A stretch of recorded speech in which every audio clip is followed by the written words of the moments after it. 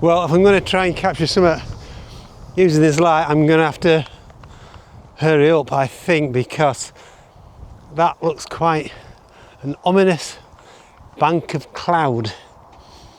And I think it's going to dip behind it. I'm basically on an evening walk. No real plan of where I'm going. Local. Maybe out for 1-2 hours. We'll see where it takes us. But we've got a bit of rain forecasted later on. I'm shooting black and white. And this evening, it's all about what subjects I can take, what subjects work in black and white. You'd be quite surprised, or maybe not, that the majority of subjects works in black and white. Let's get across this road.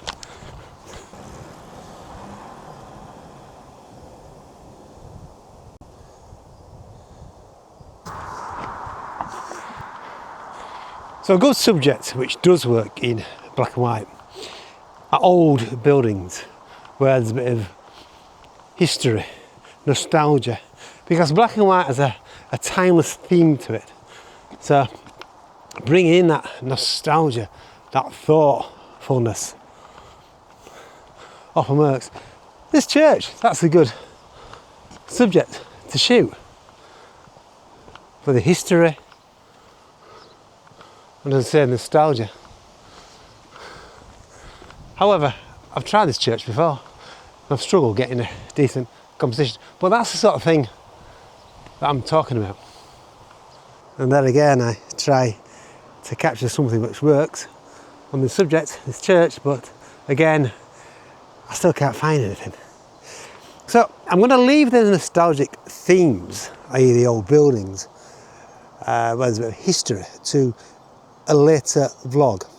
And you'll know what I mean, because it does work in black and white. On this trip, however, the theme is finding what works for in black and white by adopting the same approach that I've mentioned in my previous videos, and that's looking for contrast, keeping it simple, something where the scene allows the eye to be balanced, feel at ease. We'll see what we find. See, Poundland's good, but Poundlands are good in different conditions where it's a bit misty, because that hides all the background detail, which are quite distracting. So you're not going to get the simplicity of the structure and the form itself. It's going to be fighting against the background. That sun has now gone behind that cloud, so it's going to get a bit cooler. It looks a bit ominous towards Huddersfield. See, that's a nice subject. You've got different angles, and you've got the speed sign on the side, that is, the diagonal deregulation speed sign. But yeah, the lovely angles going on with the building. So that works. I'll tell you what else works, but when you get up close, wheat. But wheat is a sort of subject where you do need to take your time and fine balance the composition. I find something different though. Using this fence and the grass heads, I've taken a shot, including the frame of the fence. There's a right hand side of the frame. You've got some nice diagonals created by the grass heads itself. Something different.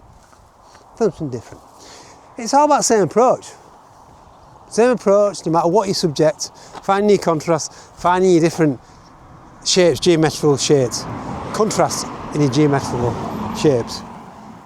From the curvature up against the more regular. Say regular. So I've talked about this before, and that's finding contrast in different shapes. That shot back there, you've got a play of the verticals, horizontals, up against the curvature of the grass heads, creating contrast. Nature's a beautiful thing. You just got to work with it.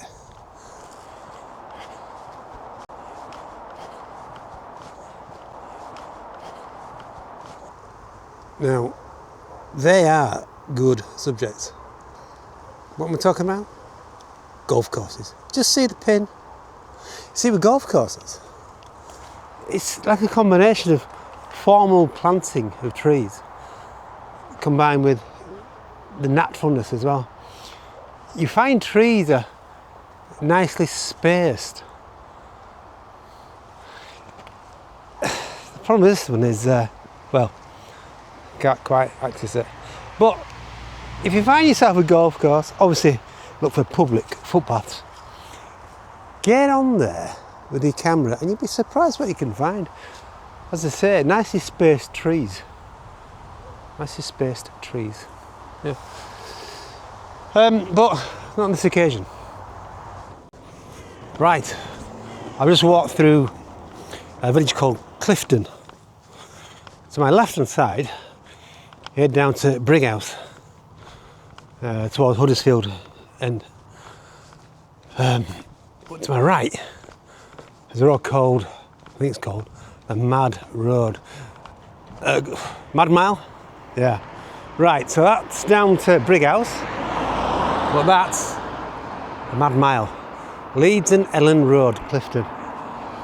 Let's take this option to my right hand side. As you can see, the light is gone in terms of the sun. We've got about an hour and a half left of natural light. So, and it's going to open up a bit as well. It's a bit busy there, isn't it? It's going to open up a bit. You can see left hand side got some open fields.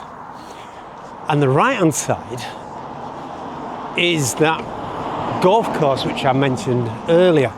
So I say it's opening up. It's not always a good thing because it's busy this road.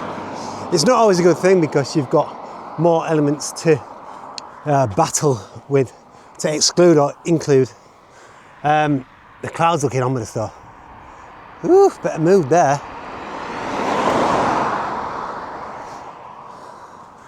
Yeah.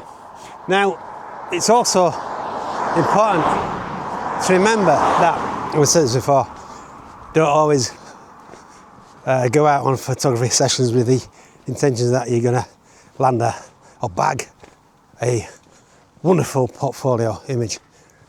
You're not. So far, I haven't. God, this lad's come some speed, so bear with me. Woof. Wow, Mad Mile. There's no speed cameras on this. Wow. We've got cows.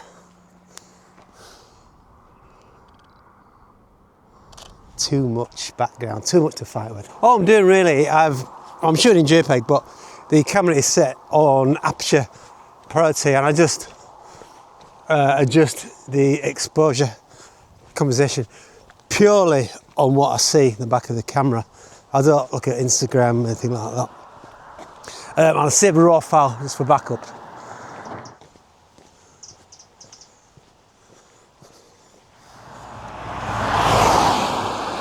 There you go. There you go, that, yeah. Potential. Pylon, frame between two trees. Nice bit of move with the clouds.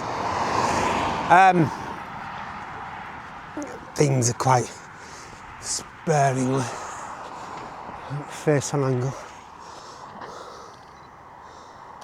It's a nice mood, as I say. And the clouds. You see that bird of prey there hovering? Kestrel? I don't know what it is. I have no idea. Bill Oddie died today. What a legend he was. Wow. I remember the goodies, show me age now. Not only that, but his knowledge of nature. And again, brought the understanding of nature to the common household, as it were. Rest in peace, Bill. Okay, so coming to the end of this rather long road, sparse pickings, I must say. Basically, you got this road and the overgrown grasses, nothing much to play with no light as well. So in terms of the contrast, they're very minimal. In terms of subjects and elements. But I'm going to get to the end of here. Becomes more built up. So who knows? Had to be, didn't it? Had to be. I had to take a shot of the M62. It's got some lovely contrast actually with the road signs. I managed to get the arrows in bottom left hand side of the frame as well. And obviously helps with the car headlights. Right, the light is really, well, technically speaking, crap. It hasn't rained, so I'm quite lucky, but it really is dull. But there's still contrast to be had, albeit the subjects had a bit, well, I say sparse, probably everywhere. You just got to look for them. You just got to be in that right mindset, haven't you? I mean, that shot back there of the motorway. But lots of vegetation, lots of greenness, which struggles when it comes to black and white photography.